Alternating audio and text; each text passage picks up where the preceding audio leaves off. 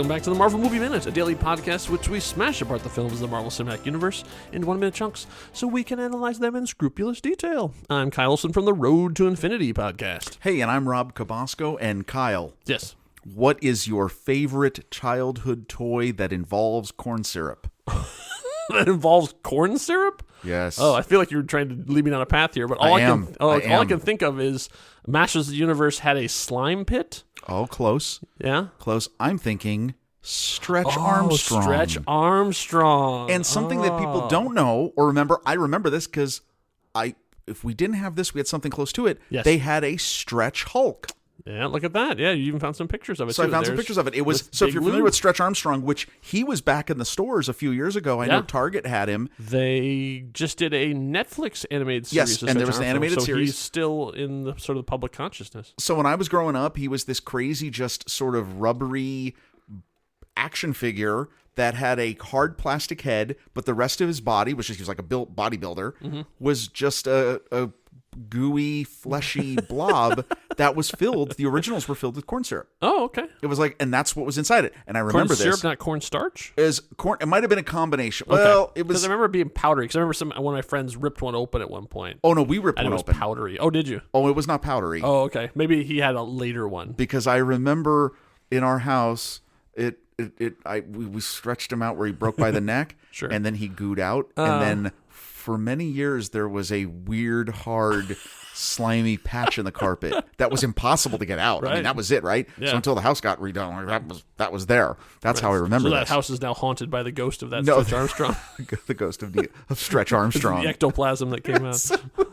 So one, this has got a whole bunch of things. Now, one, because I love this toy, and again, it's out there. I have one from the reboot that was done a few years ago. Okay. But one, it's Hulk related, and two, there's a moment in this minute that made me think of Stretch Armstrong. Okay. Oh, okay. Yeah, right. You had it. I was like playing the minute in my head and went, right. Right. Yeah, right. So we pick up where we left off, which on minute 57 of 2008's Incredible Hulk, directed by Louis Leterrier. I think everybody in the audience is probably saying that along with me at this point. So we have the gunship. So the gunship is still on its way, and it still won't get here in this minute. So we start out with it. It's coming, and when it gets here, we will talk about it. But it doesn't get here yet. So we have this time. We have Blonsky decides, hey, you know what we haven't tried in like 10 minutes? What? More bullets. Oh. Maybe this will be the difference. And the thing I love about this is he starts firing, and the Hulk just lifts the shield and holds it up, like it just blocks all the bullets. Like, really? Yeah, I'm not even. He doesn't even try. Like he's not. He just, like the Hulk just kind of stands there, like, okay, all right, little man, okay. Do you think this is a? I mean, it is. Now we're making fun of it. Sure. Yeah, right? What did you think? Is it just because the mentality is more bullets? Yeah, well, right? I think it's the soldier thing of got to have his sidearm and, This is my weapon. Right. This is my rifle. This is my gun. So he starts shooting, and the Hulk could be less bothered. I mean, just and so this is where we start to see Blonsky losing it. Yes. Like Ross also is very frustrated, as we said, from the resting Ross face. Like he was, not pleased about this. But Blonsky is like, because he does something here that we have not seen him do in this movie. He disobeys orders. Oh, direct. For the first time. So this is when we start to see he's starting to crack. Right. Because he said, because Blonsky walking up saying, is that it? Like, did you not just see him slice one Humvee in half and then body drop onto the other one? Is that it? All right.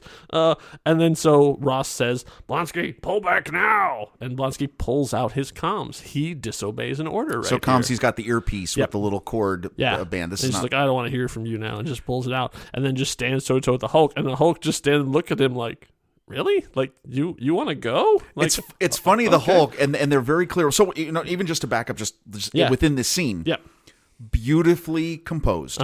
We go back when he picks up the gun, Blonsky. We have a really nice over the shoulder again, like we do a lot. His perspective, looking over him at the Hulk, and it's very Western-esque in its we're gonna have the gunfight, Yeah. right? Yeah, Like, because they square off, and he walks up, and interesting because like the Hulk is not the aggressor in this. Like, see, in this minute, if you just write down on paper, not a lot of stuff happens, but there's a ton of storytelling that happens in just here in minute 57. And so this starts it with the two of them just standing toe to toe. well, even just like the way the shot that goes kind of over the Hulk's shoulder, though the Hulk is a little bit more in the forefront. Yeah, Blonsky walks through the wreckage of the Humvee, you got the split smoke. Humvee. Yeah, exactly. I mean, like it's a really cool main street Western gunfight. Yeah. And then you just have this awesome shot. He's walking up to him, and you get the full in broad daylight comparison between Emil Blonsky's physique and the Hulk's. He's like Blonsky is sort of like eye to eye with Hulk's belly button. Emil Blonsky is a leg of the Hulk. That's true. When you look at this shot, he's one of his legs. That's right. He could just like fit right inside that thigh. Right. Yeah. And so trying to get him to go back, and the Hulk then looks at this little man and says, is that it? And then he just rears back and gives him the boot. And like you can see, we cut to Betty's reaction of like, oh. So this kind of gets to where we're talking about Stretch Armstrong, right? Because then we get some ragdoll physics. Well, and we get some kind of wonky CG. Right, as they have to, they dig Blonsky and they basically skip him like a stone across the ground, and then he impacts on the tree with a really brutal crunch, and then the limbs kind of fly around, and so it's nicely cut in that you've got the Hulk does the full-on standing stomp to the chest. We're trying to, in this place, and we kind of talked about this early on in the movie when we were in Brazil in the bottling plant, when the damage is done to the tufts. We're trying to imply to the audience severe trauma. Oh yes, without showing because it is a PG-13 superhero movie. So we're trying to make you feel it without showing it. Yeah. So here you've got the shot of the kick. It's a devastating kick. Cut right to Betty with the whole. Oh my God. Yeah. We cut to this crazy dump, and when the body hits, and again, I mean, no apologies to the artists, they're doing the best they can. 2008 technology. He's very Stretch Armstrong-y. Yes, there's certain things that are very hard to do in animation. One of them is replicating a human body, and a human body doing this with cloth, and it looks very rubbery. It looks like a Stretch Armstrong. It does. The moment where he hits the tree, it reminds me of some people during Halloween, they have those witches that look like they've impacted on like a pole. Right. It's kind of like that. Yeah. It's a little cartoony, little Looney Tunes. Well, it is a little cartoony. Yeah. But then the one of the neatest things they've done in this is he impacts. You don't see his face. All you see is this CG body. Yeah. And then brilliantly we have this long shot. He falls into frame. Out of focus. And clearly is a crumpled mess. Yes, and you can see blood and stuff on his face and stuff too, but you never get to see it. But it's very clear that you can see Ross and Betty and Bloody Nose Soldier and Terry Notary all standing over in the far distance. It's great. It's great. It's the best way you could have done this. Yes, absolutely, totally agree. Because the amateur way to do this would be Hulk rears back. Cut to reaction shot, hear crunch, cut back, and Blonsky is on the ground. So, you just like, basically it happened off screen and you just have to watch, you basically have, Liv Tyler going, oh, like have you sell it off of her reaction as opposed to this. Or you wouldn't do it where you'd cut to Blonsky on the ground, a really clear shot, and there would be a Hulk foot-shaped imprint like in his torso. Because there's some people that's what they would have done. That is definitely a way to do it. But interesting you bring that up. Once again, here we are at like the sort of the end. What we think of as the end of this action sequence. Hulk doesn't punch. No, he didn't punch in Brazil. He's not punching here on the Culver University campus. He's a kicker. Yeah. Yeah, interesting. Like we were not going to see him swing a punch until much later in the movie. Like he really, even when he busts out of the overpass, the long thing, he stomped his way out. Are we saying that instead of Hulk smash, it's more like Hulk stomp? Yeah, That's kind of where we are. Right. I mean, yeah, he likes to use his legs. That's interesting. So I'd say we go right from Blonsky falling in the frame like in a bloody mess. And this is one of my favorite because this is such a great thing because this is the perfect timing because he flump drops into shot. You get his shot, and there's just a beat of Ross standing there, like looking at this, and just goes, "Fall back."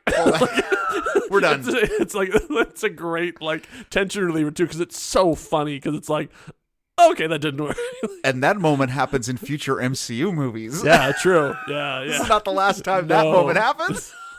It's so great because it's like, right, let's go. And we're done. Yeah, so like pack it up, we're getting out of here. At least we're getting out of the way because like obviously the gunship is still on its way. Which I don't know at this point has he forgotten about or is he just let's clear the way for the gunship to? We're done. Yeah. My great experiment just. Face planted, right, or tree planted, or whatever you want to say. They basically drop Betty. They're like, "All right, well, okay, we're out of here." Yeah, so like everybody, you see Major Spar is there. She's come out of the vehicle, and so they all go running away. And now it comes a great hero of this entire encounter. Here to save the day, running heroically into shot is Leonard Sampson, ladies and gentlemen.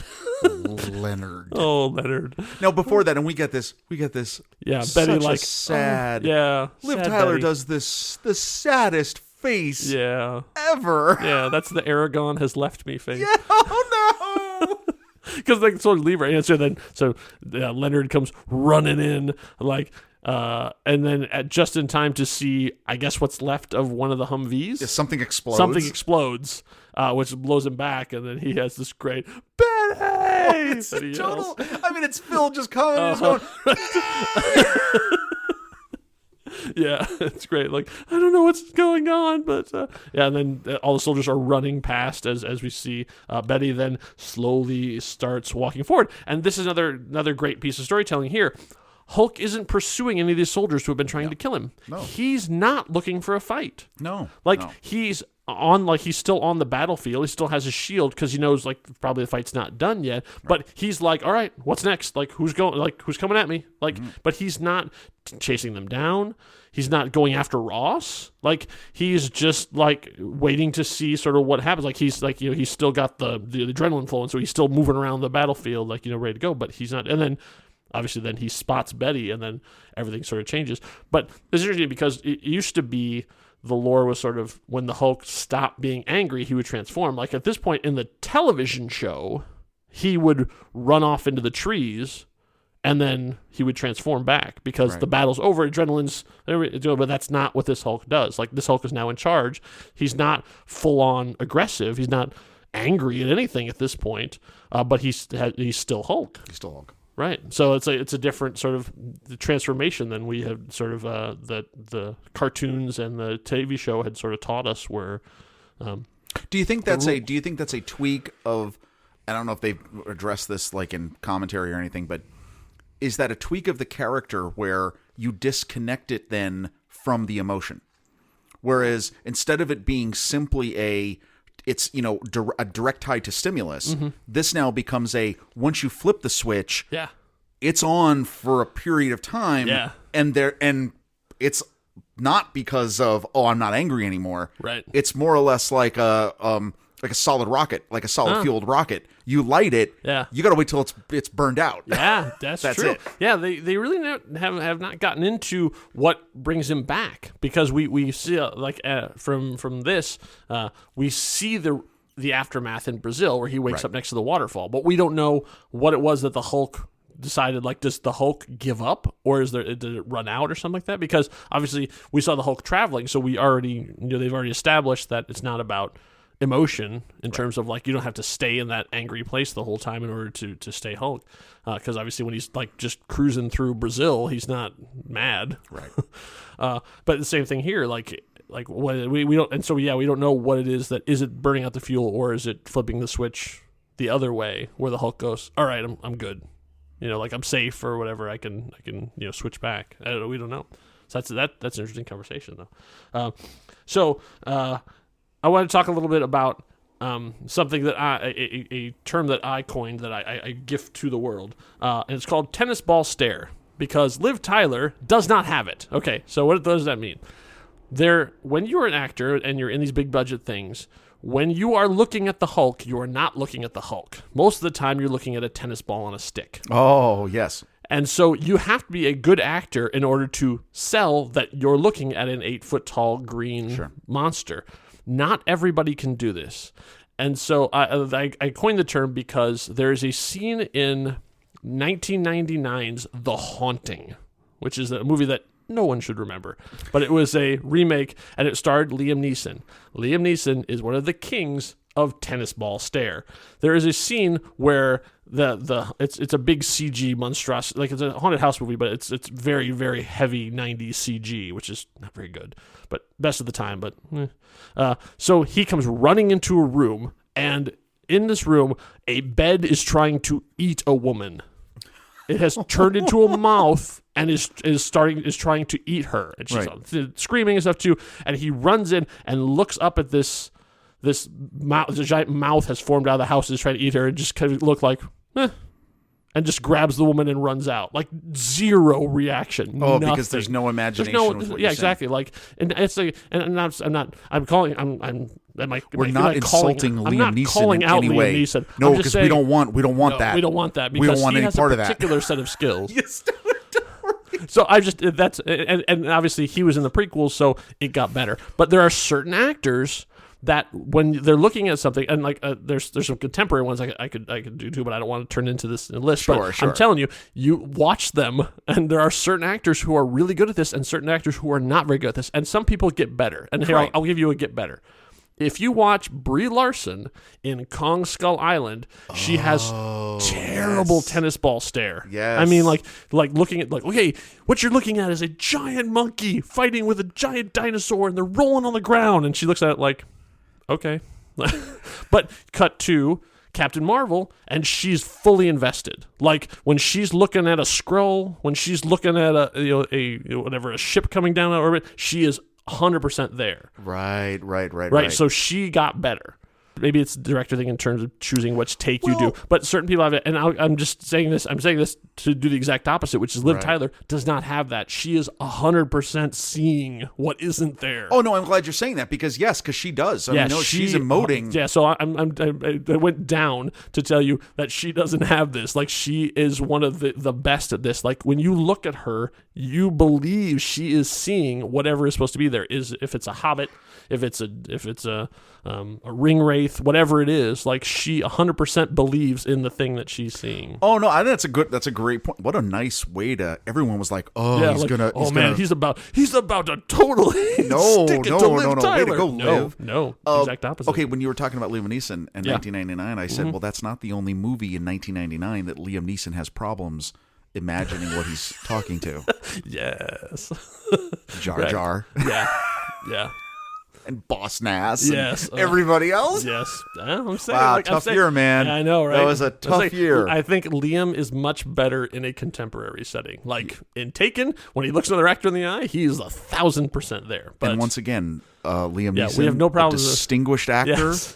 We have no problems with. No problems with Liam Neeson. I actually am a Liam Neeson fan. I'm not trying to specifically say there are actors that I don't like, and he is not one of them. I like Liam Neeson. But there's one line that Ross barks into his comms that I actually had to go back and turn the subtitles on to find what he said. And for a second I thought he was quoting Lord of the Rings, but it turns out not. He says, "Fly, goddammit." So he's still calling for his, fly? Fly. He says, "Fly, goddammit." Like he basically fly faster. It's the same thing. Like whenever there's a car chase scene, the passengers always goes, "Drive." I know. That's what I'm doing. That's the whole reason I'm here in this seat. But yeah, so I had to actually go back because it's so it reminded me of "Fly, you fools." So then Betty's about to say something to Hulk, and the minute ends. And that's it. That brings us to the end of minute 57. All right, so I guess if you want to follow us on social media, you can do it all. Wait, what's going on? What's happening? I don't understand. Hold on a second. Hey, hold on. Wait, we're at minute 57. 57? Wait. How long is this movie? I believe it's 113. Oh. We just hit the halfway point. Halftime. It's halftime, everybody. What do you think of that? That was a little weird. It's awesome. We made it halfway through The Incredible Hulk, and you made it here with us. This minute, the literal exact halfway point. So wow. So it's been a long time getting here. Yeah. We've done 57 episodes of this so far. From a fairly rough start, and most of it done in isolation because we were very, very deep into recording before our first episodes even started airing. Yes. So it's the same thing as like if people have criticisms, sorry, by the time we get your criticisms, we're 50 some episodes deep. We've only gotten better. Yeah, we have only gotten better. Sort of. Yeah. Yes. Or we've gotten more the same. We hope you've been having a good time. So we're at this halfway point. I looked back and said, okay, what are the things I really love so far about this movie? Yeah. One, going all the way back to those early minutes in the credits, the nostalgia. Mm-hmm. I just think it's, again, just a great love letter to all of these things that we grew up with and loved. Yeah. Bruce is awesome. Yeah. I think Ed Norton... The facial expressions of Ed Norton, I have a whole new appreciation for that man. Absolutely. Yeah. I mean, I think this is a great portrayal of the character. Yeah. I think the whole segment in Brazil I thought was really nice. Yeah, it was very different than everything we've seen before. Like taking him out of the United States, I think was a great move because when you think of the Hulk, you sort of think of the desert. Yes. And so this putting him in the deep in the rainforest, right? I think was a really inspired choice. Creative. It created some wonderful tension. Yep. It created a great environment to have that part of the story play out. Blonsky, I like Tim Roth in this. Yeah. I really do. I mean, I think this was as an odd choice as people would think.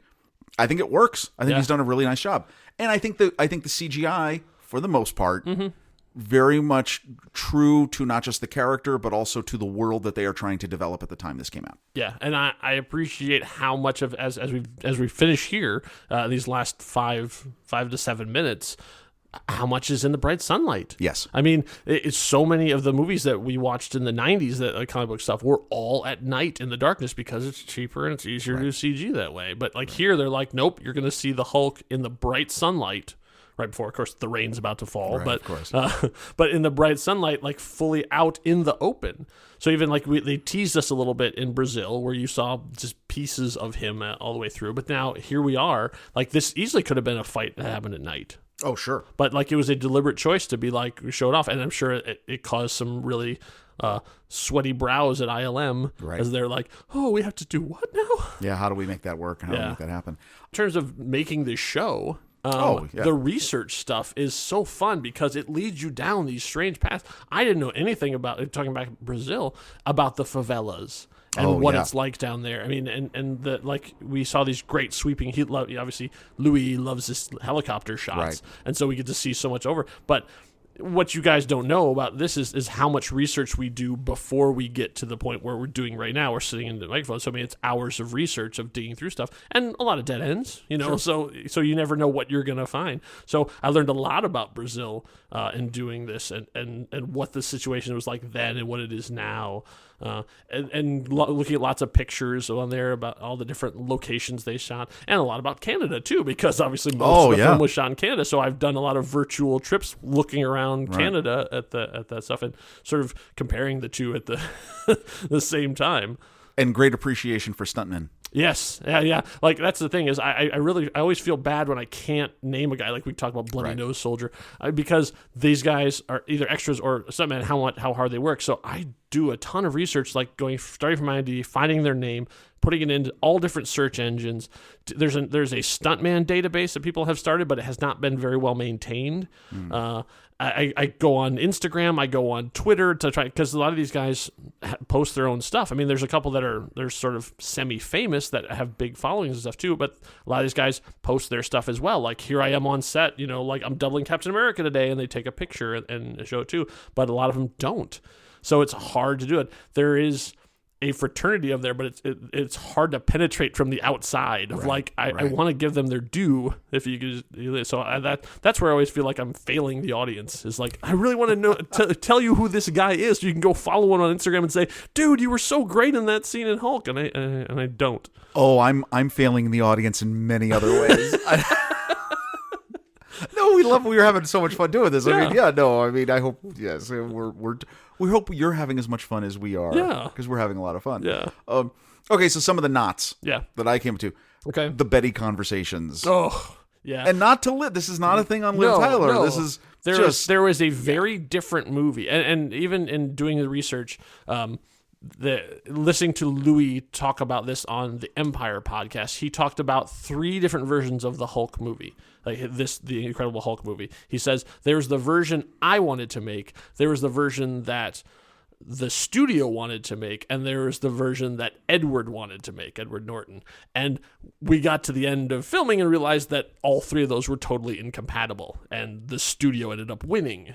So what we see from all the deleted scenes is there were very different versions of this movie floating around before they finally settled on this one. Right. And so a lot of stuff in Brazil got cut out. A lot of stuff in the middle part where a lot of the sort of the domestic-y stuff is what ended up getting cut out. There's a ton of background of Brazil. I remember in listening to some of the early episodes, how many deleted scenes there were of just Bruce practicing his breathing or his aikido or right. running around through the favela, and all the different stuff in there. And then the same thing with how much of Leonard got hit the cutting room floor. Yeah, I think that's my second big nod is that the deleted scenes, I have the deleted scenes that should not have been deleted, and then the scenes that should have been deleted, right? So that is, you're talking exactly right on. That gives you a much bigger insight into the real frustrations that happened in the production of this movie, that happens in the production of any major thing, not even just a movie, right? So that's interesting. And my last thing is and we've been laughing about it in this minute and other minutes, bullets. I mean, come on. After more bullets. I mean, at some point, and sadly, we're not done with that either. Oh, that's not over. No, that's not over.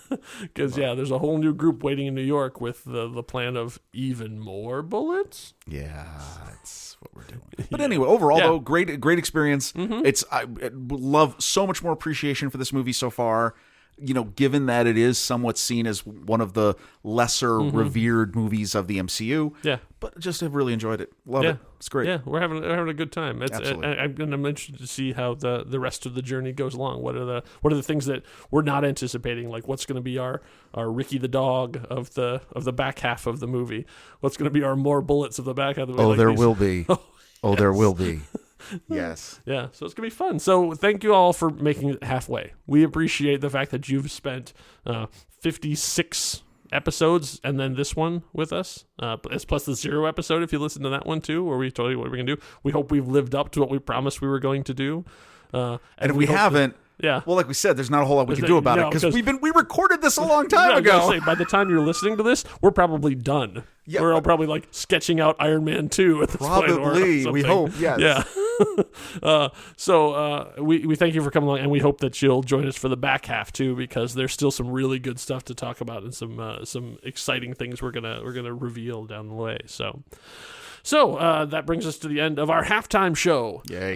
So in the meantime, if you want to talk more about this, if you want to give us some more information, if you want to talk about what your favorite moments for the first half of the movie on a Movie Minute, you can head over to Discord. We have our own Discord chat room. If you go to nextreel.com and follow the link, you'll find it there. We have our own dedicated channel on there, the Marvel Movie Minute Hulk channel.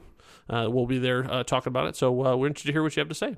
So in the meantime, thank you for listening. We'll be here for the rest of the movie, so stick with us. So hope you had a smashing good time. Until next time, true believers. Bye.